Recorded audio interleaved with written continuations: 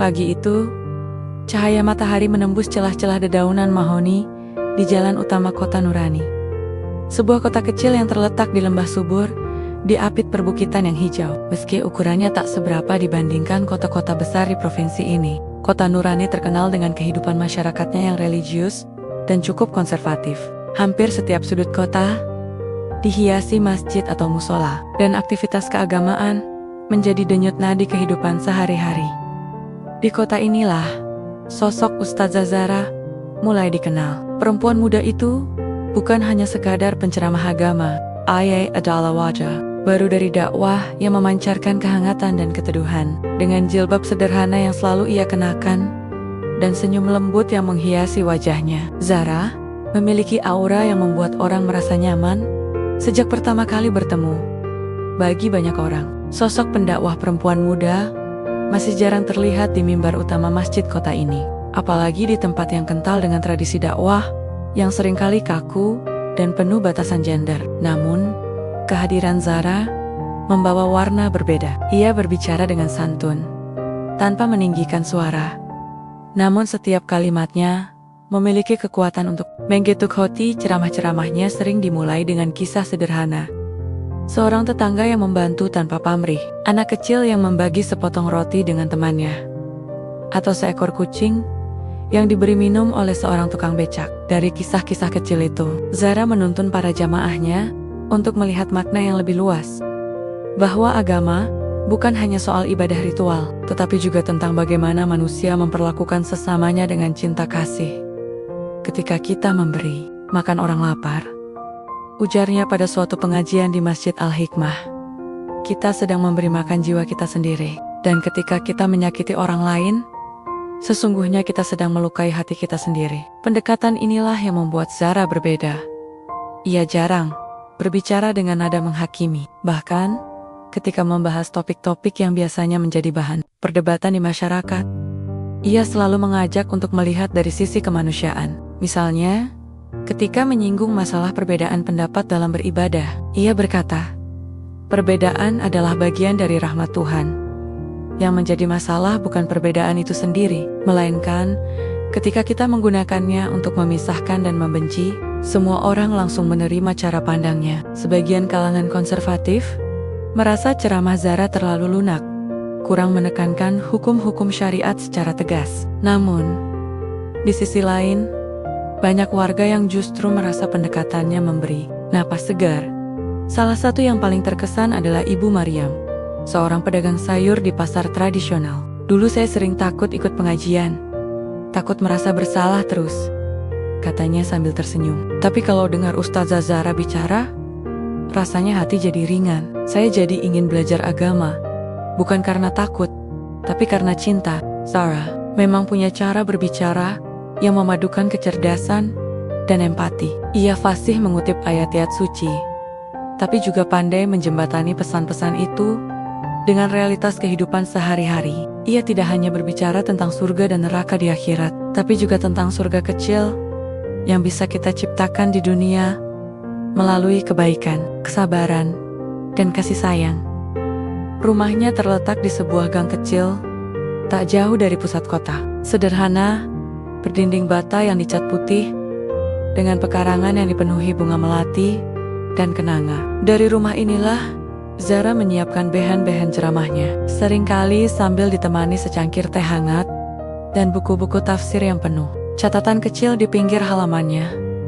Masyarakat mengenalnya bukan hanya di mimbar masjid, tapi juga di jalanan. Ia sering terlihat berjalan kaki pulang dari pasar, sambil membantu seorang nenek membawa keranjang sayur, atau duduk di warung kopi sederhana, berbincang dengan para sopir angkot. Interaksi ini membuatnya tidak hanya dipandang sebagai ustazah di atas mimbar, tapi juga sebagai bagian dari denyut kehidupan kota. Sorotan media lokal mulai datang ketika sebuah rekaman video ceramahnya diunggah ke media sosial. Dalam video itu, Zara berbicara tentang pentingnya merawat alam sebagai bagian dari ibadah, menebang pohon tanpa alasan yang benar, sama seperti memutuskan doa dari makhluk yang diam. Pohon pun bertasbih, meski kita tak mendengarnya, ucapnya. Video itu ditonton ribuan kali dalam beberapa hari. Komentar datang dari berbagai kota, bahkan dari luar negeri. Banyak yang kagum karena pesan agama yang ia sampaikan terasa universal, menyentuh hati tanpa memandang latar belakang pendengar. Sejak saat itu, undangan berceramah datang lebih sering, tidak hanya dari masjid-masjid di kota Nurani, tetapi juga dari desa-desa sekitar. Namun, Zara tetap menjaga prinsipnya untuk tidak berjarak dengan masyarakat. Dakwah adalah perjalanan hati, ujarnya pada seorang wartawan lokal. Kalau hati saya jauh dari hati mereka, apa yang saya sampaikan akan hampa. Meski begitu, perjalanan Zara tidak selalu mulus. Di balik senyum teduhnya, ia juga menghadapi kritik dan bahkan cibiran. Ada yang menganggapnya terlalu muda untuk memberi nasihat. Ada pula yang menuduhnya mencoba memodernkan agama dengan cara yang berbahaya. Tapi Zara memilih menanggapinya dengan tenang. Ia percaya bahwa perubahan cara pandang butuh waktu. Dan yang terpenting adalah tetap konsisten menyebarkan pesan kebaikan. Bagi Zara, kota Nurani bukan sekadar tempat tinggal. Kota ini adalah ladang dakwahnya, sekaligus rumah bagi kenangan masa kecil yang membentuknya. Ia ingat betul, saat masih berusia 10 tahun, ia duduk di serambi masjid sambil mendengarkan ayahnya membaca kitab kuning. Ia belajar bukan hanya dari kata-kata, tapi juga dari teladan. Bagaimana ayahnya selalu menyapa semua orang, tanpa memandang status atau latar belakang. Itulah nilai yang ia bawa hingga kini. Bahwa agama sejatinya adalah tentang menyatukan, bukan memisahkan. Tentang menyembuhkan, bukan melukai. Dan tentang mencintai, bukan membenci. Di sore hari yang teduh, ketika azan maghrib berkumandang, Zara berdiri di teras rumahnya, memandang langit yang berwarna jingga keemasan. Angin lembut membawa aroma bunga kenanga dari pekarangan. Dalam hati, ia berdoa agar setiap kata yang keluar dari bibirnya selalu menjadi cahaya, bukan bara.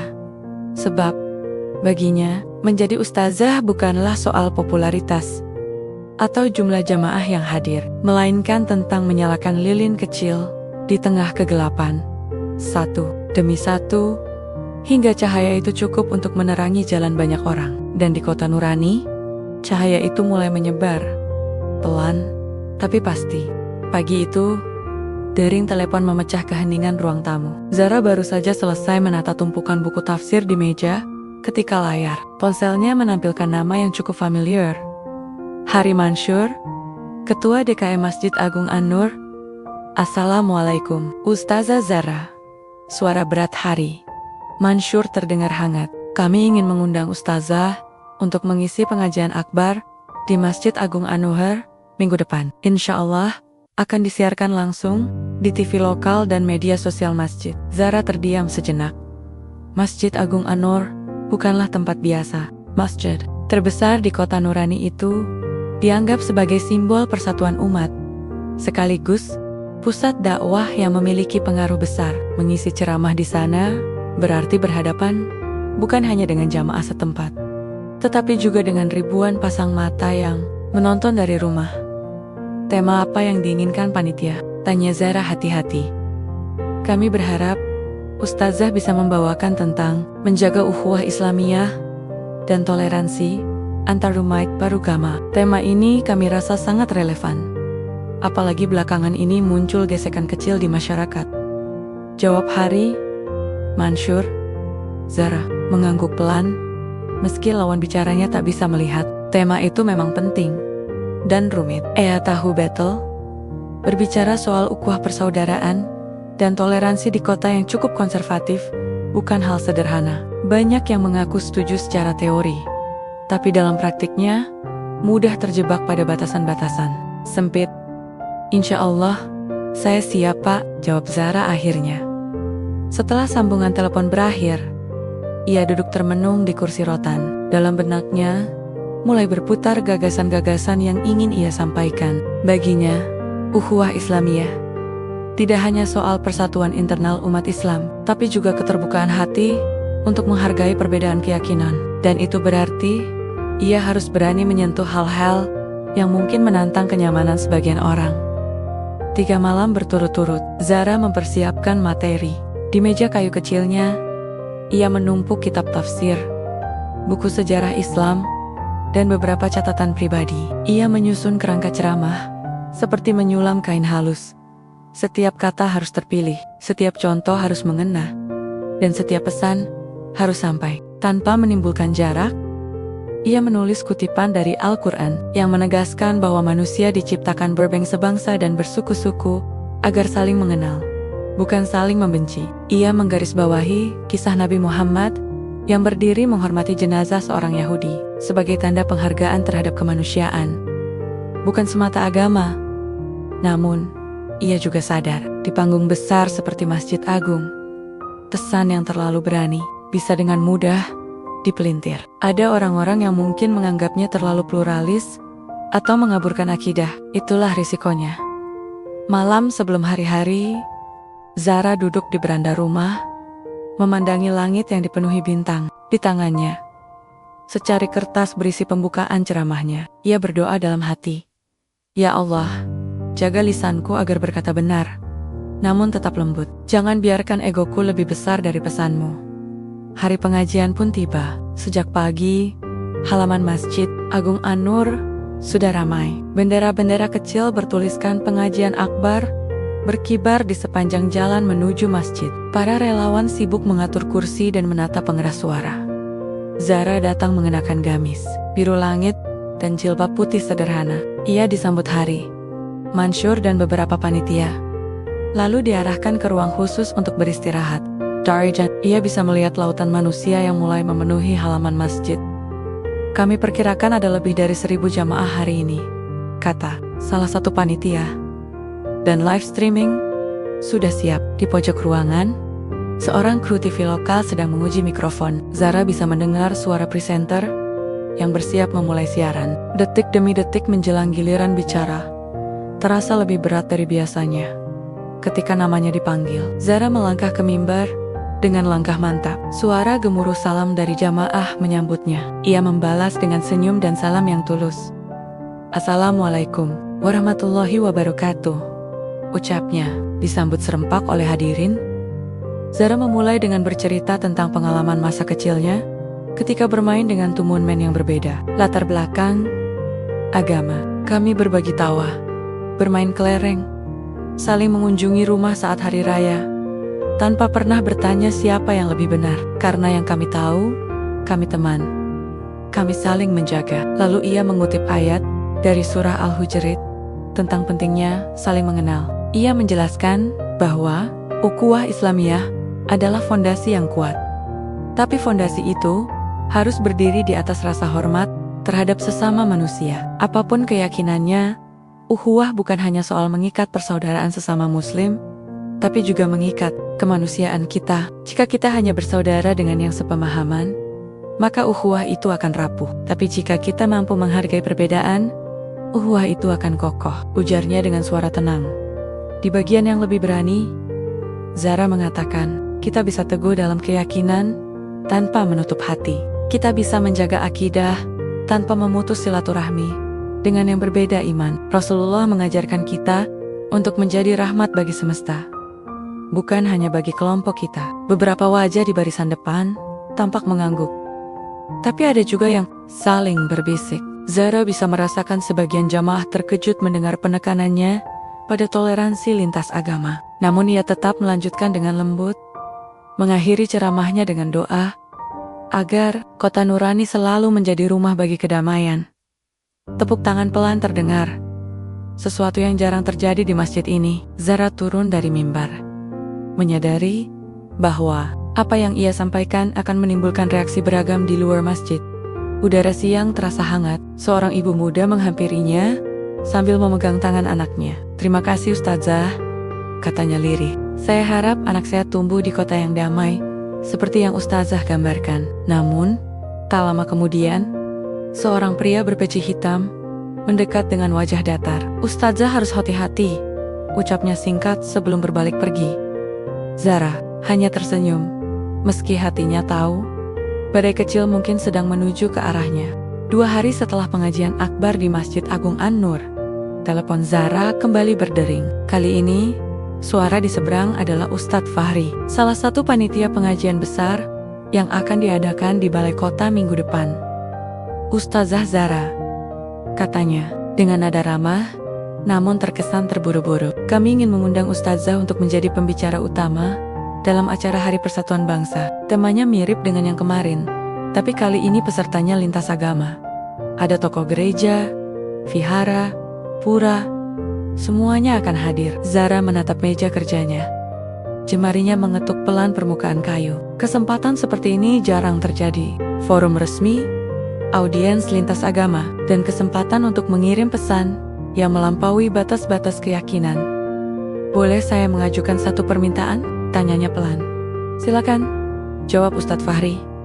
Saya ingin membawa simbol-simbol agama lain ke panggung. Sebuah salib kayu, kitab Injil, kitab Weda, dan Tripitaka. Saya akan menempatkannya berdampingan dengan Al-Quran. Sebagai tanda bahwa kita semua, meski berbeda jalan, sedang menuju satu tujuan. Kemanusiaan dan kedamaian. Hening sejenak di seberang.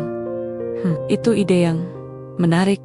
Tapi suara Fahri terdengar ragu. Ustazah tahu, di masyarakat kita, hal seperti ini bisa memancing salah paham. Bisa-bisa ada yang menuduh mencampur adukan agama. Zara tersenyum tipis, meski lawan bicaranya tak melihat. Saya tidak mencampur adukan. Saya hanya ingin menunjukkan bahwa perbedaan bukan ancaman. Kalau simbol-simbol itu bisa duduk berdampingan di atas meja tanpa saling merusak, mengapa manusia yang punya akal justru sulit melakukannya? Fahri menghela napas panjang. Baiklah, saya akan bicarakan dengan panitia lain. Jujur, saya khawatir sebagian akan menolak mentah-mentah. Kekhawatiran itu terbukti benar. Keesokan harinya, beberapa panitia menelepon Zara secara pribadi. Ada yang berbicara hati-hati, ada yang langsung blak-blakan.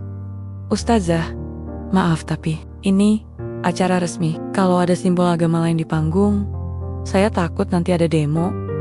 Kenapa tidak ceramah seperti biasa saja? Tema toleransi kan bisa disampaikan tanpa benda-benda itu. Zara mendengarkan semuanya dengan sabar. Ia tahu reaksi ini bukan karena kebencian, tapi karena ketakutan. Banyak orang belum terbiasa melihat perbedaan disimbolkan secara nyata, apalagi di ruang publik yang besar. Apa yang saya rencanakan bukan untuk sensasi, jawabnya pada salah satu panitia. Ini untuk memberi gambar yang tak akan mudah dilupakan orang. Kata-kata bisa hilang dalam sehari, tapi simbol yang kuat akan melekat di hati mereka bertahun-tahun. Namun, tantangan tak hanya datang dari luar. Malam itu, di ruang makan rumahnya, suaminya, Haris, menatap Zara dengan ekspresi cemas. Sayang, katanya pelan, aku sudah dengar dari beberapa teman, rencanamu itu berisiko. Bukan cuma soal kritik di media sosial, bisa jadi ada yang marah. Dan aku khawatir soal keselamatanmu. Zara menatapnya. Matanya lembut tapi tegas. Aku tahu risikonya. Tapi kita tidak bisa bicara persatuan hanya di mulut. Kita harus berani menunjukkan contoh yang nyata. Haris menghela napas, memindahkan sendok ke piringnya dengan gerakan gugup. Aku mendukung cita-citamu, Zara. Tapi aku juga suamimu. Kalau sesuatu terjadi padamu, Ia tak melanjutkan kalimatnya, hanya memandang lantai. Dari ujung meja, Ibu Zara yang kebetulan menginap, ikut angkat bicara. Nak, Ibu mengerti maksudmu baik, tapi ingat, Nabi pun punya strategi dalam menyampaikan pesan. Tidak semua hal disampaikan. Kadang, langkah kecil lebih aman daripada lompatan besar. Zara terdiam sejenak. Ia mencintai keluarganya, dan ia tahu kekhawatiran mereka lahir dari rasa sayang. Namun, di dalam dirinya, ada keyakinan yang terlalu kuat untuk diabaikan. Keesokan paginya, ia mengundang dua panitia inti ke rumahnya. Ustadz Fahri dan Ibu Ratna, seorang aktivis sosial yang juga terlibat dalam acara balai kota. Di ruang tamu yang wangi melati, Zara menata meja kecil. Di atasnya, ia meletakkan replika kecil salib kayu, mushaf Al-Quran, Injil, Weda, dan Tripitaka. Semua tertata rapi, tanpa saling menutupi. Bayangkan, kata Zara sambil menunjuk meja itu. Ini ada di panggung saat saya berbicara. Orang-orang melihatnya, dan tanpa saya perlu berteriak, mereka sudah mengerti. Kita bisa berdampingan tanpa takut. Ibu Ratna menatap meja itu lama, lalu tersenyum kecil. Indah sekali. Simbol ini berbicara lebih keras daripada spanduk besar yang bertuliskan toleransi. Tapi Zara, kamu siap dengan risiko besar yang menyertai? Saya siap, jawabnya. Mantap. Kalau kita terus menunggu waktu yang aman, waktu itu tak akan pernah datang. Fahri memijat pelipisnya, lalu menghela napas. Baik, aku akan bela rencanamu di rapat. Tapi, kalau ada penolakan keras, kita cari jalan tengah. Malam itu, setelah semua tamu pulang, Zara duduk sendirian di ruang kerjanya. Lampu meja menerangi buku-buku yang terbuka. Di luar, suara jangkrik terdengar samar. Ia menulis potongan kalimat yang akan menjadi inti ceramahnya. Simbol hanyalah benda, yang memberi makna adalah hati manusia. Kalau hati kita dipenuhi cinta, semua simbol akan menjadi jembatan. Tapi kalau hati kita dipenuhi kebencian, bahkan simbol agama kita sendiri pun bisa kita gunakan untuk memisahkan. Ia berhenti menulis, lalu memejamkan mata. Ada rasa takut, tentu saja, tapi di balik rasa takut itu, ada keyakinan bahwa langkah ini akan menjadi titik yang diingat dalam perjalanan dakwahnya. Entah sebagai keberhasilan yang menginspirasi, atau sebagai batu ujian yang akan ia kenang selamanya. Dan di sudut hatinya, ia berbisik pada dirinya sendiri. Kadang, untuk menyalakan cahaya, seseorang harus berani menyalakan api di tempat yang gelap. Hari itu, udara kota Nurani terasa berbeda. Dari pagi, jalan menuju Masjid Agung An-Nur dipenuhi orang. Tidak hanya umat Islam, tapi juga tokoh lintas agama yang datang memenuhi undangan Hari Persatuan Bangsa. Panggung besar berdiri di halaman masjid dengan spanduk putih bertuliskan, "Bersama dalam perbedaan, bersatu untuk kemanusiaan." Di belakang panggung, ruang tunggu pembicara dipenuhi aroma kopi dan degup jantung yang tak kalah kencang dari suara pengeras di luar. Zara duduk, dengan tenang, mengenakan gamis putih tulang dan jilbab biru lembut. Di atas meja kecil di depannya, tertata simbol-simbol yang ia bawa. Mushaf Al-Quran, sebuah salib kayu sederhana, kitab Injil, kitab Weda, dan Tripitaka. Beberapa panitia masih tampak gelisah. "Ustazah, apa kita benar-benar akan membawanya semua ke atas panggung?" bisik seorang relawan muda. Zara menatapnya lembut. "Kita sudah terlalu sering berbicara toleransi tanpa wujud nyata. Hari ini, kita wujudkan." Ketika namanya dipanggil, tepuk tangan riuh terdengar. Zara melangkah ke mimbar, disambut pandangan ribuan pasang mata. Barisan depan dipenuhi tokoh agama, seorang pendeta dengan jas hitam, seorang biksu berjubah safron, seorang pemangku Hindu dengan udang putih. Di sisi lain, para ustadz dan jamaah masjid duduk rapat-rapat. "Assalamualaikum warahmatullahi wabarakatuh." Suara Zara mengalun, disambut salam dari mayoritas hadirin. Ia kemudian menatap ke seluruh arah, seolah memastikan setiap orang merasa dilihat. Ia mulai dengan membahas cinta dalam Islam, mengutip ayat-ayat Al-Quran tentang kasih sayang. Ia bercerita tentang Nabi Muhammad yang memaafkan musuh-musuhnya di Mekah, meski mereka dulu mengusir dan memeranginya. Cinta dalam Islam adalah cinta yang menghapus dendam, katanya.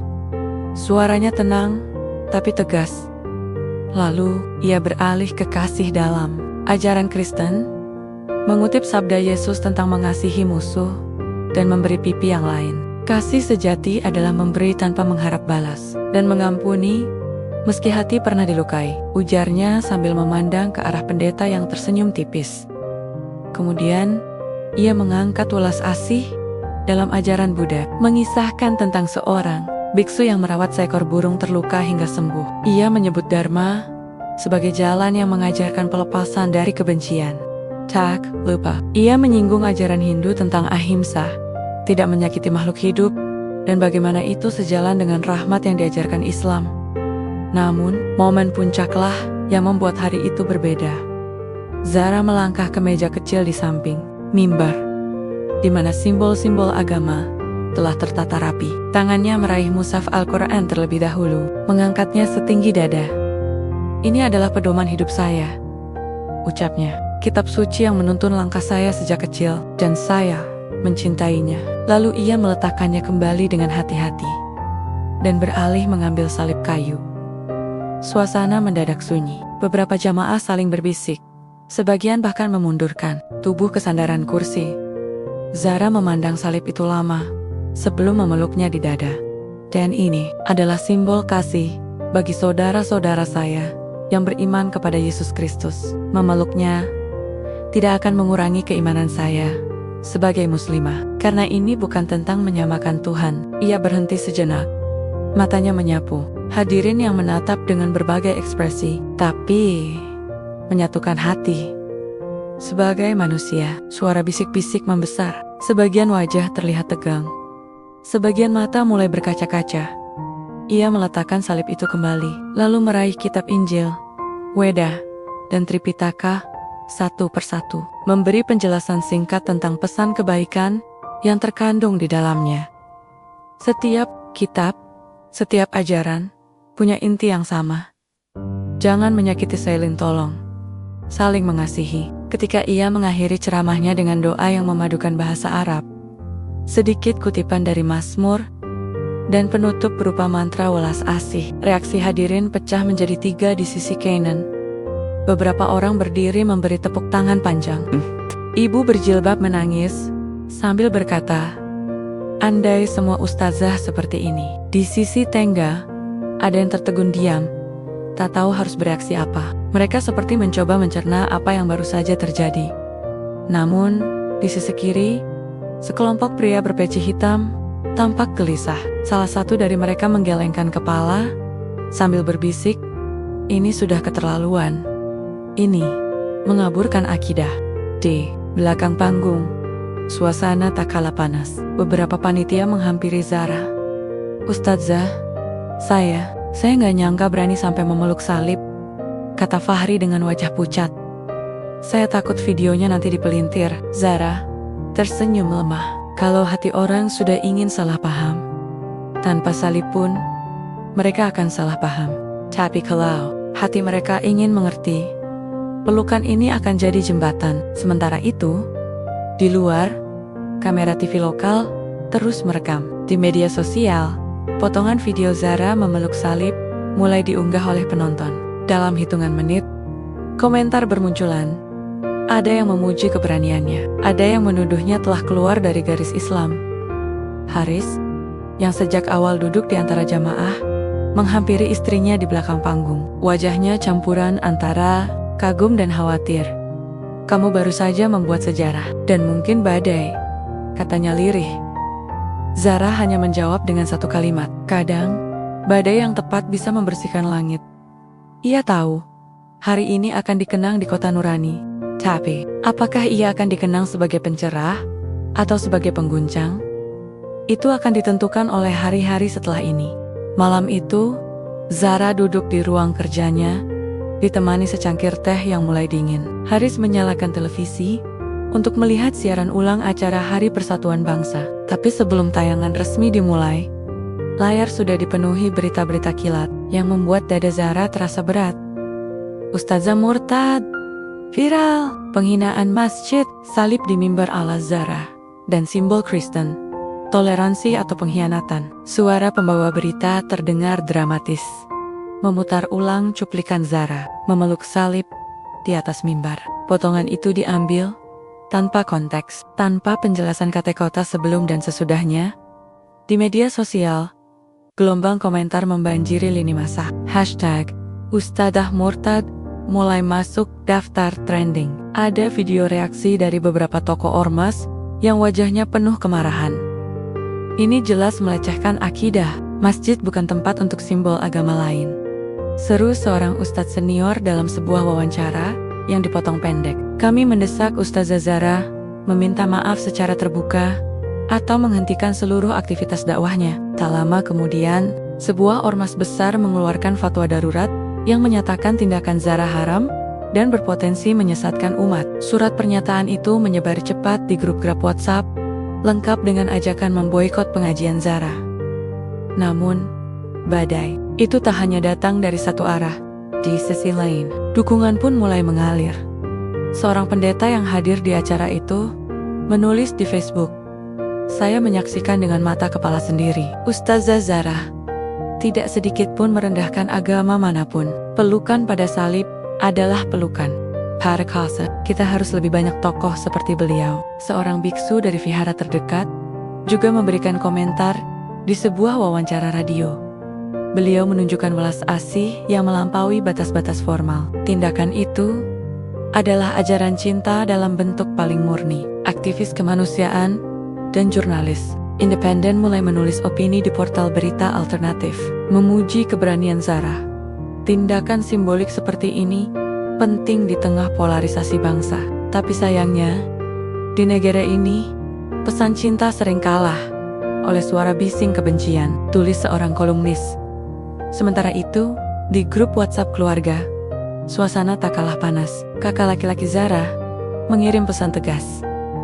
Adik, tolong pikirkan keselamatanmu. Kalau perlu, batalkan semua undangan pengajian dulu. Situasi lagi nggak aman. Ibunya mengirim pesan dengan nada lebih lembut, tapi syarat kekhawatiran.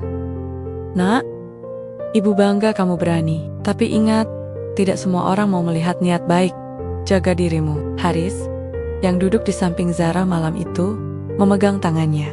Aku tahu kamu siap dengan kritik. Tapi ini sudah mulai masuk ke tahap yang mengkhawatirkan. Lihat ini, ia menunjukkan sebuah pesan anonim di ponselnya. Berhenti ceramah, atau kamu akan menyesal. Zara menatap pesan itu lama, lalu meletakkan ponselnya pelan di meja. Aku sudah tahu sejak awal, Riz, bahwa badai ini akan datang. Tapi aku juga tahu, badai kadang membersihkan udara. Di luar Rama, efek dari video viral itu mulai terasa. Beberapa masjid yang sebelumnya mengundang Zara mulai mengirim pesan pembatalan. Kami mohon maaf, demi ketenangan jamaah. Begitu alasan yang hampir selalu sama. Namun, undangan dari komunitas lintas agama justru meningkat. Mereka ingin Zara berbicara di forum-forum perdamaian dan dialog antariman, sebuah stasiun TV nasional. Bahkan menghubunginya untuk tampil di program debat langsung, mempertemukan dirinya dengan tokoh ormas yang paling vokal, menentangnya. Produser acara itu dengan jujur berkata, Bu Zara, ini akan jadi tayangan yang sangat ramai. Tapi ya, risikonya juga besar. Zara tersenyum tipis. Saya tidak mencari panggung debat, saya mencari panggung hati. Ia menolak undangan itu. Dengan sopan, sore harinya, rumah Zara kedatangan tamu tak terduga. Ibu Ratna, aktivis sosial yang dulu membela rencana simbol-simbol itu di rapat panitia. Ia membawa 2 kantong belanja, berisi bahan makanan. Aku tahu kamu mungkin gak bisa keluar rumah bebas beberapa hari ini, katanya, sambil menurunkan kantong. Biar aku yang belanja untukmu. Zara memeluknya. Terima kasih, Bu Ratna. Kadang, satu tindakan kecil seperti ini jauh lebih berarti daripada ribuan komentar di media sosial. Mereka duduk di ruang tamu, berbicara tentang langkah ke depan. Ibu Ratna berkata, kalau kamu mau, kita bisa adakan jumpa pers. Biar kamu jelaskan maksudmu secara utuh, bukan potongan video. Zara mengangguk pelan, bukan untuk membela diri, tapi untuk memberi kesempatan orang mendengar yang sebenarnya. Malam itu, sebelum tidur, Zara membuka laptopnya. Ia membaca ulang ratusan komentar di media sosial. Di antara sumpah serapah dan tuduhan, ia menemukan satu komentar yang membuat matanya basah. Saya bukan orang beragama, tapi hari ini saya melihat seseorang yang tulus ingin mempersatukan manusia. Terima kasih Ustazah. Kalimat itu menembus semua kebisingan. Ia menutup laptop, memandang langit malam dari jendela, dan berbisik pada dirinya sendiri. Badai ini memang keras, tapi mungkin di ujungnya akan ada pelangi. Hari-hari setelah ledakan reaksi publik terasa seperti berjalan di atas tali tipis. Setiap langkah Zara seolah diawasi. Teleponnya tak pernah berhenti berdering. Wartawan, rekan sesama ustadz, tokoh masyarakat, bahkan kerabat jauh yang sebelumnya jarang menghubungi. Sebagian datang dengan suara lembut, mencoba menasihati agar Zara mengakui kesalahan. Sebagian lagi datang dengan nada keras, mendesak ia menarik kembali ucapannya. Puncaknya, sebuah undangan resmi dari Majelis Ulama Indonesia MUI daerah tiba di pintu rumah. Surat itu bertanda tangan ketua MUI lokal dan berisi permintaan agar Zara hadir dalam forum klarifikasi. Tidak hanya itu, Forum tersebut juga akan disiarkan langsung dan dihadiri beberapa tokoh konservatif yang selama ini vokal menentangnya. Haris membacanya pelan, lalu menatap istrinya. Ini bukan forum biasa. Mereka ingin debat terbuka, dan semua orang akan menontonnya. Zara menghela napas panjang. Aku tahu, tapi jika aku menolak, akan ada yang bilang aku pengecut. Kalau aku datang, akan ada yang siap menjebak kata-kataku. Tekanan tak hanya datang dari luar. Di meja keluarga, suasana beberapa malam terakhir penuh kecemasan. Ibunya berkata dengan nada lirih, "Nak, ibu sudah tua. Ibu ingin melihat kamu terus berdakwah, tapi tidak dengan risiko sebesar ini. Tidak semua orang siap menerima pemikiranmu." Kakaknya menimpali, "Zara, ini bukan cuma soal dakwah, ini soal keselamatan. Sudah ada yang mengancam. Kenapa tidak? Istirahat dulu. Diam sebentar sampai semua mereda." Zara menatap mereka satu persatu. Ia mengerti kekhawatiran itu lahir dari cinta. Namun di dalam hatinya, ada panggilan yang sulit ia abaikan. Kalian mengajarkanku untuk jujur dan menjaga prinsip. Kalau aku berhenti sekarang, hanya karena takut, lalu apa artinya semua yang sudah aku sampaikan? Kakaknya menghela napas berat, lalu menunduk. Haris hanya menatap istrinya lama, seolah mencari celah untuk membujuk, tapi tak menemukan kata-kata yang tepat. Di tengah badai itu, Zara mulai mencari waktu untuk sendiri. Sore itu, ia duduk di beranda rumah, memandangi cahaya jingga yang jatuh di atap rumah tetangga. Suara anak-anak bermain di kejauhan membuatnya teringat masa kecil. Kenangan itu muncul begitu jelas. Ia berusia 8 tahun, berdiri di halaman rumah orang tua. Di kejauhan, asap hitam membubung dari arah gereja kecil di ujung kampung. Warga panik berlarian, sebagian membawa ember berisi air. Ayahnya, seorang ustadz yang disegani di kampung, keluar rumah sambil membawa selang panjang. "Ayo, bantu mereka," serunya. Beberapa orang tertegun. "Pak Ustadz, itu kan gereja." Ayahnya menatap mereka tegas. "Api tidak memilih masjid atau gereja. Kalau kita biarkan, besok-besok masjid pun bisa terbakar, dan tak ada yang mau." Zara kecil melihat ayahnya berlari menuju gereja, membantu memadamkan api bersama jemaat yang menangis. Setelah api padam, ia duduk di tangga gereja. Baju basah kuyup, seorang pendeta menyalami ayahnya dengan mata berkaca-kaca. Malam itu, di rumah, Zara bertanya polos, "Ayah, kenapa ayah mau membantu mereka?" Ayahnya tersenyum. "Karena kita ini manusia, sebelum kita berlabel agama dan Tuhan kita. Siapapun nama yang kita sebut, senang kalau manusia saling tolong." Kalimat itu menempel di hati Zara, menjadi benih yang kelak tumbuh menjadi pohon keyakinan tentang toleransi dan kemanusiaan. Kini, bertahun-tahun kemudian, ia merasa benih itu sedang diuji badai. Duduk di beranda, ia berbisik pada dirinya sendiri, "Ayah, kalau ayah ada di sini, pasti ayah akan bilang aku harus tetap berdiri." Namun, ia juga sadar, berdiri kali ini berarti melangkah ke medan yang penuh jebakan. Forum debat terbuka bukan tempat yang selalu adil. Kata-kata bisa dipelintir, emosi bisa dipancing. Malam itu, ia memutuskan untuk mempersiapkan diri. Ia menuliskan poin-poin yang akan ia sampaikan tentang perbedaan antara menghormati dan menyamakan, tentang sejarah Nabi yang bersahabat dengan umat lain, tentang ayat-ayat yang menekankan kemanusiaan. Ia juga menuliskan satu kalimat penutup yang ingin ia ucapkan apapun yang terjadi. "Saya akan berdiri di mana cinta berdiri, dan saya akan duduk di mana kebencian duduk untuk meredakannya, bukan mengikutinya." Keesokan paginya, telepon berdering. Dari seberang, suara Ustadz Karim, rekan sesama penceramah yang dulu sering satu panggung dengannya. "Zara, aku bicara ini sebagai sahabat. Banyak orang berharap kamu mundur. Jangan datang ke forum itu. Mereka tidak akan mendengarkan, hanya mencari celah menjatuhkanmu." Zara tersenyum tipis. "Karim, kalau aku diam, mereka akan bilang aku salah dan tak bisa membela diri.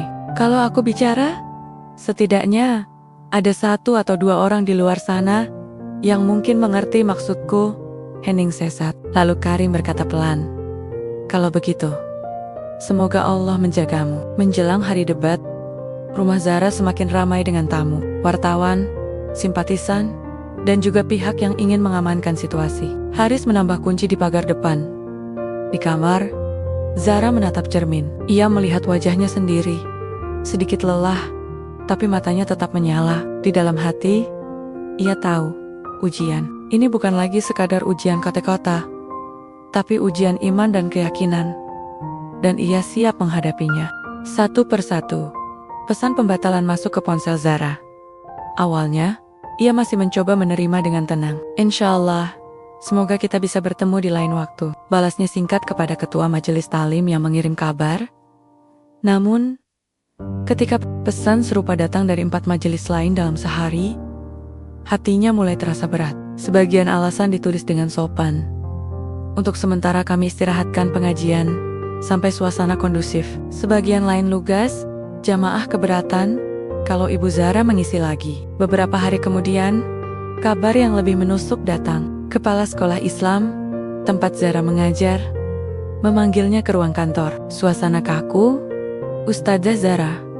Suara kepala sekolah itu berusaha netral. Kami menghargai semua dedikasi dan kerja keras Ibu selama ini. Tapi, pihak yayasan merasa demi ketenangan bersama, Ibu tidak lagi mengajar di sini.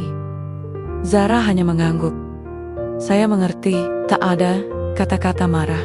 Tapi saat ia berjalan keluar, lorong sekolah yang biasanya dipenuhi senyum murid, kini terasa sunyi. Beberapa guru meliriknya cepat lalu menunduk, seakan takut terlihat terlalu ramah. Malamnya, di rumah, Haris mencoba menghibur. Kehilangan ini memang terasa sekarang, tapi kamu tahu, rezeki itu luas. Zara tersenyum hambar.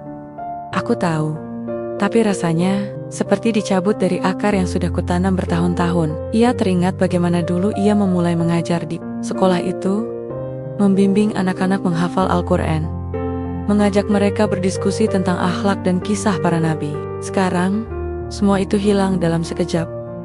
Namun, di tengah awan gelap itu, secercah cahaya mulai terlihat. Suatu sore, seorang pemuda mengetuk pintu rumah. Ia memperkenalkan diri sebagai Rahman, mahasiswa jurusan sosiologi di Universitas Kota sebelah. Bersamanya ada 3 teman lain, laki-laki dan perempuan, dari latar belakang agama berbeda.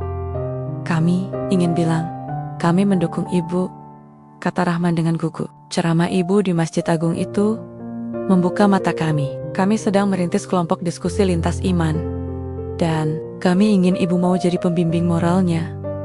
Zara memandang mereka. Anak-anak muda itu datang dengan raut wajah penuh keyakinan. Dalam mata mereka, ia melihat pantulan dirinya saat muda penuh idealisme. Belum dicemari rasa takut pada pandangan orang.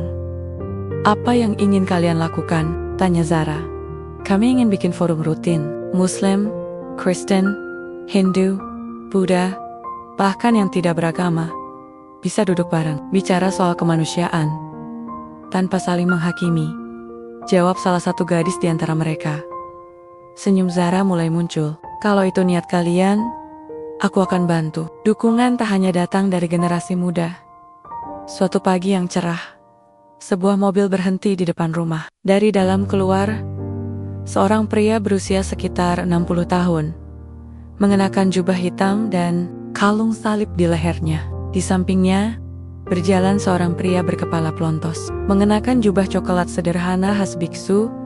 Zara dan Haris saling berpandangan.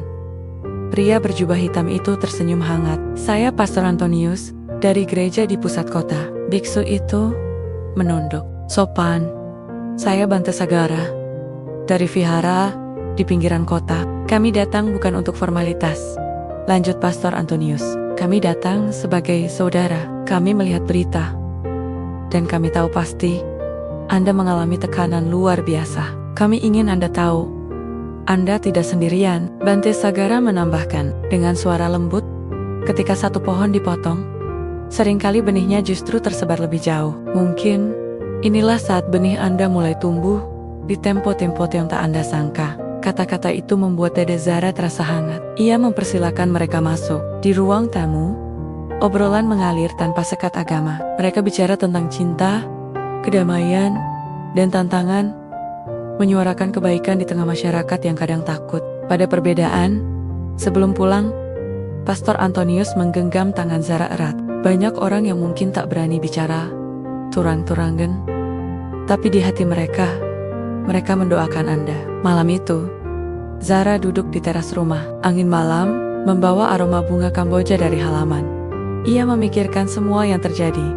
Pengajian yang batal, pekerjaan yang hilang, tapi juga anak-anak muda yang mengetuk pintunya. Dan dua tokoh lintas iman yang datang tanpa undangan, hanya untuk menguatkan. Kehilangan memang nyata, tapi di balik itu, ada harapan yang tumbuh, seperti tunas hijau yang muncul di sela tanah retak. Zara menghela napas panjang, lalu berbisik dalam hati, mungkin inilah jalan yang harus kulalui. Jika harga dari menyampaikan cinta adalah kehilangan, maka aku akan membayarnya. Karena aku tahu, cinta itu sendiri adalah balasannya. Ia menatap langit malam, bintang-bintang berkelip, seakan memberi kode, badai akan selalu ada. Tapi begitu pula cahaya. Undangan itu datang melalui surat resmi, berstempel Kementerian Agama, @Ustazah Zara, dengan hormat. Kami mengundang Ibu untuk menjadi narasumber pada dialog toleransi dan kebangsaan yang akan diselenggarakan di Jakarta. Dihadiri tokoh-tokoh lintas agama, akademisi, dan perwakilan pemerintah. Zara menatap surat itu cukup lama. Hatinya berdesir. Setelah berbulan-bulan diterpa badai tuduhan dan kehilangan pekerjaan, kini pemerintah justru memintanya bicara di panggung nasional. Ini kesempatan besar, kata Haris pelan. Tapi, kamu siap? Zara menarik napas panjang. Siap? Atau tidak, ini mungkin saatnya menunjukkan bahwa cinta yang aku bawa bukan sekadar wacana. Gedung pertemuan itu megah, penuh hiasan batik dan bendera merah putih di setiap sudut. Di depan, meja panjang berderet untuk para narasumber. Ada Ketua MUI Pusat, Pastor Senior dari Keuskupan Jakarta, seorang biksu dari Sangha Theravada, pemimpin Hindu Dharma, serta seorang aktivis HAM. Di tengah barisan, kursi dengan label nama, Ustazah Zara Hanum menunggu. Ketika namanya dipanggil, Zara melangkah ke mimbar. Kamera TV nasional dan puluhan gawai wartawan terarah padanya. Ia mengenakan gamis putih, sederhana dan jilbab pastel. Senyum tipis di wajahnya berusaha menyembunyikan degup jantung yang kencang. Assalamualaikum warahmatullahi wabarakatuh. Salam sejahtera bagi kita semua. Om Swastiastu, Namo Buddhaya. Zara memulai dengan salam lintas agama yang pernah membuatnya dicibir. Kali ini, ruangan tetap tenang. Ia memandang hadirin satu persatu. Banyak dari kita menganggap bahwa membela Tuhan berarti menyerang manusia lain. Padahal, menurut keyakinan saya, Tuhan tidak butuh dibela dengan kebencian. Tuhan butuh kita hadir dengan kasih. Karena kasih itu adalah cermin darinya. Beberapa orang di kursi depan tampak menunduk, entah merenung atau menahan senyum. Zara melanjutkan, bila kita membela Tuhan dengan amarah, kita sebenarnya sedang membela ego kita sendiri. Kita tidak sedang membela Tuhan. Kita sedang membela rasa takut, gengsi, atau kebanggaan kelompok. Kata-katanya mengalir tanpa teks tertulis. Ia berbicara tentang ingatannya pada sang ayah yang menolong tetangga Nasrani saat gereja terbakar. Tentang pertemuannya dengan anak-anak muda yang berani duduk bersama meski berbeda keyakinan. Tentang Pastor Antonius dan Bante Sagara yang datang ke rumahnya saat ia terpuruk. Lalu ia menutup dengan kalimat yang kelak menggemparkan media. Kalau Tuhan menciptakan manusia berbeda-beda, siapa kita yang berani memaksa semua menjadi sama? Begitu Zara selesai, tepuk tangan membahana. Tidak semua orang bertepuk tangan di sudut ruangan. Ada wajah-wajah yang masih kaku tapi banyak yang berdiri memberi penghormatan. Wartawan segera menyerbu. Mikrofon diarahkan ke wajahnya. Ustazah, apakah Anda tidak takut pernyataan Anda kembali memicu kontroversi? Tanya seorang reporter TV. Zara tersenyum tipis. Jika kebenaran yang saya yakini memicu kontroversi, biarlah itu menjadi harga yang saya bayar. Lebih baik dicaci karena membela kemanusiaan, daripada dipuji karena menyebar kebencian. Keesokan harinya, video pidatonya viral. Kali ini, judul-judul yang muncul berbeda dari sebelumnya. Ustazah Zara, Tuhan tak butuh dibela dengan kebencian. Pesan damai dari Dialog Nasional Perempuan yang menyatukan panggung lintas iman. Bahkan beberapa media internasional mengutip ucapannya. Puncak kejutannya datang 2 hari kemudian. Dalam konferensi pers di istana, Presiden berbicara soal pentingnya menjaga persatuan bangsa.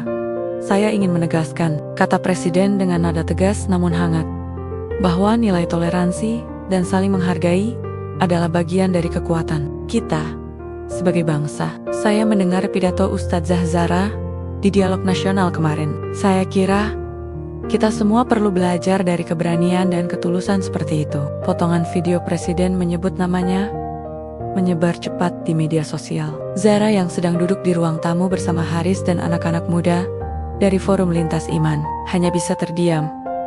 Rahman, mahasiswa yang dulu pertama kali mengetuk pintu rumahnya, berkomentar, "Bu, ini bukan cuma kemenangan ibu. Ini kemenangan kita." Namun Zahra tahu, dukungan ini bukan berarti semua tantangan hilang. Di media sosial, masih ada komentar sinis. Di pesan pribadinya, masih ada ancaman samar. Tetapi kali ini, ia merasa memiliki benteng yang lebih kokoh. Jaringan orang-orang dari berbagai latar belakang yang benar-benar memahami misinya.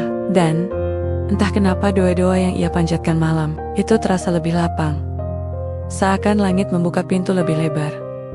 Ia duduk di teras rumah, menatap langit sore. Dalam hati, ia berbisik, mungkin ini bukan akhir perjalanan, tapi setidaknya jalanku kini diterangi lebih banyak cahaya. Langkah itu terasa berat sekaligus ringan. Berat karena pintu Masjid Agung An-Nur pernah menjadi gerbang badai terbesar dalam hidupnya. Ringan karena kali ini ia kembali bukan sebagai orang yang dihakimi, tetapi sebagai tamu kehormatan.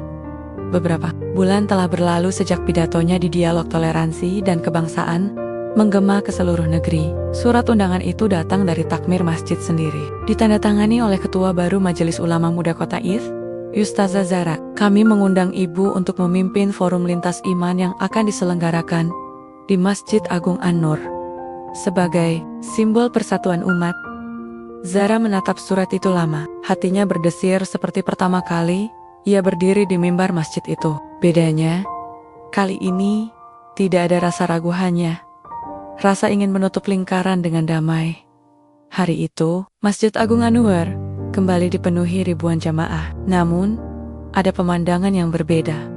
Di barisan depan, duduk rapi anak-anak muda dengan seragam sekolah dari berbagai yayasan. Ada yang berjilbab, ada yang mengenakan kalung salib, ada pula yang memakai kain putih di pundak seperti para siswa sekolah Buddhis.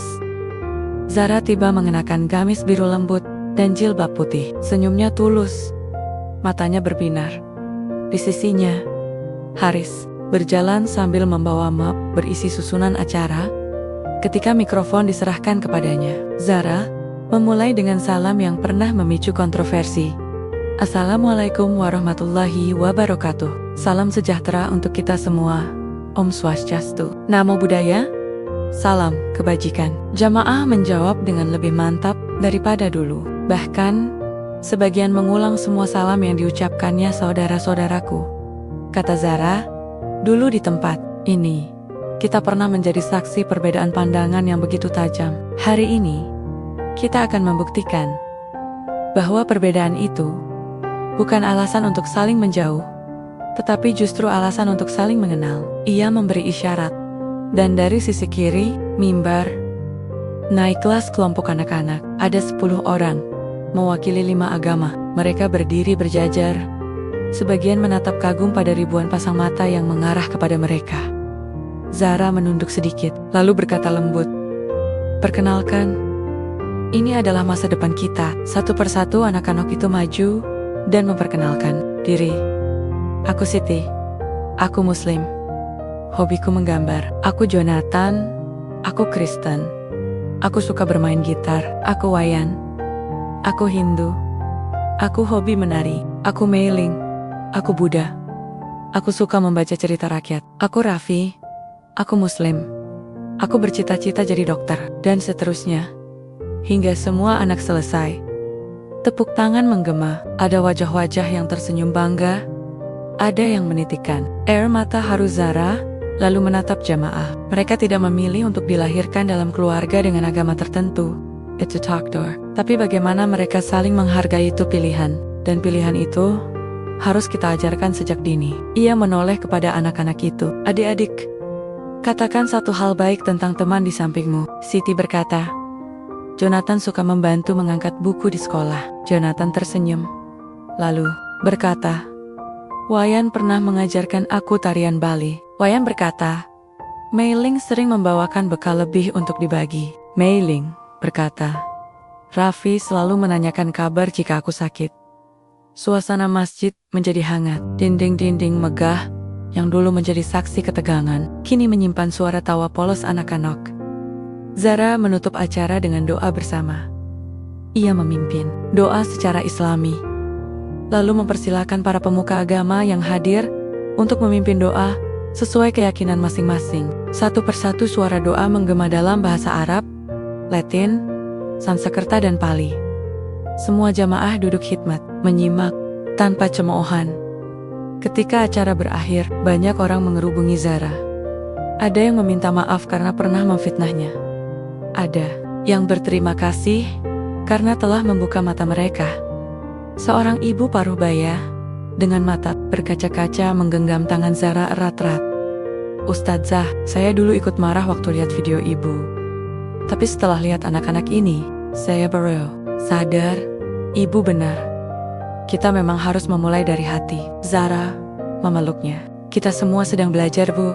Tidak ada kata terlambat untuk berubah. Di perjalanan pulang, Haris bertanya pelan. Kamu sadar nggak? Tadi kamu menutup lingkaran yang dulu sempat patah. Zara menatap langit senja dari balik jendela mobil. Iya. Dan rasanya, bukan aku yang menutupnya. Allah yang melengkapinya. Di dalam hatinya, ia tahu, perjuangan belum selesai. Tapi hari ini, setidaknya, satu luka besar telah dijahit dengan benang yang tak akan mudah putus, benang yang terbuat dari keberanian, kesabaran, dan cinta. Sore itu, aroma kopi hangat bercampur wangi kertas baru memenuhi ruang tamu kecil di rumah Zara. Di meja, bertumpuk buku dengan sampul putih sederhana. Gambar sebuah salib, jilbab, dan sajadah yang disusun saling bersinggungan, bukan bertabrakan. Judulnya tercetak tegas. Salib, jilbab, dan sajadah. Buku itu adalah catatan perjalanan spiritual dan sosialnya yang ia tulis selama hampir setahun. Bukan sekadar autobiografi, tapi semacam kesaksian hidup bagaimana badai, fitnah, penghakiman, hingga dukungan yang mengejutkan membentuk pemahaman barunya tentang apa artinya beriman. Ketika buku itu resmi diluncurkan di sebuah toko buku kecil di pusat kota, tak ada karangan bunga mewah dari sponsor besar. Yang datang hanyalah orang-orang yang benar-benar ingin mendengar dari beragam latar belakang. Ada pemuda bersorban putih, ada suster dengan kerudung khasnya, ada pendeta muda, ada biksu berwajah teduh. Bahkan, ada anak-anak yang dulu pernah berdiri di mimbar Masjid Agung bersamanya. Media massa tentu hadir. Kali ini tanpa nada sensasional. Judul berita berubah. Ustazah Zara kembali lewat buku perdamaian salib, jilbab, dan sajadah. Menyatukan yang biasa dianggap tak mungkin dalam sambutannya di acara peluncuran. Zara berdiri di depan mikrofon, jemarinya menyentuh lembut buku di meja. Buku ini, katanya, bukan tentang perbandingan agama, bukan juga tentang meleburkan keyakinan. Ini tentang hati manusia yang seringkali kita kotak-katakan berdasarkan label di KTP atau simbol di tubuh. Ia menatap hadirin satu persatu. Saya tetap muslimah, saya salat 5 waktu. Saya membaca Al-Quran setiap hari, tapi saya juga percaya Allah yang saya sembah adalah Allah yang menciptakan Jonathan, Wayan, Mei Ling, Rina, dan semua teman-teman. Lintas iman saya, jika kita percaya Allah Maha Kuasa, mengapa kita begitu takut pada Siptonia yang berbeda dari kita? Suasana hening, hanya suara kamera yang sesekali berbunyi. Buku salib, jilbab, dan sajadah ternyata menjadi fenomena. Dalam 3 minggu, cetakan pertama habis. Resensi bermunculan dari jurnalis, akademisi, hingga tokoh lintas agama. Ada yang memujinya sebagai suara baru Islam moderat yang otentik. Ada pula yang menilainya terlalu berani. Namun, yang membuat Zara terharu bukanlah angka penjualan, melainkan surat-surat yang datang dari pembaca. Seorang pemuda dari Makassar menulis, "Saya dulu benci sekali sama umat agama lain, Ustazah. Tapi setelah baca cerita ayah Ustazah yang menolong gereja terbakar itu, saya sadar, mungkin selama ini saya cuma mewarisi kebencian yang bahkan bukan milik saya." Seorang suster dari Flores mengirimkan foto dirinya memegang buku Zara dengan pesan singkat, "Terima kasih sudah menunjukkan bahwa kasih itu lintas batas." Bahkan, ada seorang kiai sepuh yang menghubungi langsung untuk berkata, "Nak, kau membuat saya mengingat masa kecil, ketika kami semua bisa makan dari piring yang sama. Meski keyakinan berbeda." Suatu sore, setelah perjalanan tur buku yang melelahkan, Zara duduk di ruang tamu. Haris, yang kini menjadi pengelola sebagian agenda dakwahnya, bertanya, "Jadi, setelah buku ini, mau kemana lagi?" Zara tersenyum tipis. "Ke tempat yang lebih sunyi. Aku ingin kembali mengajar. Tapi dengan cara yang lebih kecil skalanya. Bukan stadion, bukan siaran TV. Aku ingin duduk melingkar, membaca ayat-ayat. Tapi membiarkan semua orang bertanya dan saling berbagi." Haris mengangguk. "Itu kamu banget." Maka dimulailah sebuah pengajian kecil di teras belakang rumah Zara. Tak ada undangan resmi. Orang-orang datang karena mendengar dari mulut ke mulut. Jumlahnya tak lebih dari 20 orang setiap kali. Pertemuan yang unik, jamaahnya beragam. Ada ibu rumah tangga muslimah, seorang guru Kristen, mahasiswa Hindu, pedagang Tionghoa penganut Buddha, bahkan pemuda yang mengaku masih mencari agama mana yang ia yakini. Mereka duduk bersila di atas tikar. Dan di tengah lingkaran ada sajadah, sebuah jilbab lipat, dan sebuah salib kayu kecil, bukan untuk diperdebatkan, tapi sebagai simbol bahwa semua bisa hadir tanpa meniadakan identitas masing-masing. Zara biasanya memulai dengan membaca satu ayat Al-Quran, menjelaskan maknanya dalam konteks kehidupan sehari-hari, lalu mengajak peserta mengaitkannya dengan nilai serupa di keyakinan mereka. Kadang, diskusi berlanjut ke cerita tentang nabi-nabi, kadang berakhir dengan tawa karena anekdot ringan yang ia selipkan. Yang paling disukainya adalah saat mereka semua saling mendengarkan, bukan hanya menunggu giliran bicara, tapi benar-benar mendengarkan. Suatu kali, seorang pemuda yang sering hadir, Rudi, berkata, "Ustazah, awalnya saya pikir kalau saya datang ke sini, iman saya bakal goyah, tapi ternyata malah makin kuat. Saya belajar bahwa memahami agama lain nggak bikin kita kehilangan agama kita sendiri." Zara tersenyum, hatinya hangat. "Betul, Rudi. Iman itu seperti pohon, akar kita tetap di tanah kita, tapi cabang dan daunnya bisa memberi naungan bagi saya." Pesaja. Di pertemuan terakhir sebelum Ramadan, mereka semua makan bersama di halaman. Tak peduli menu siapa yang halal atau vegetarian, semua diatur dengan saling menghormati. Malam itu, di bawah cahaya lampu temaram, Zara melihat sesuatu yang dulu hanya menjadi cita-cita.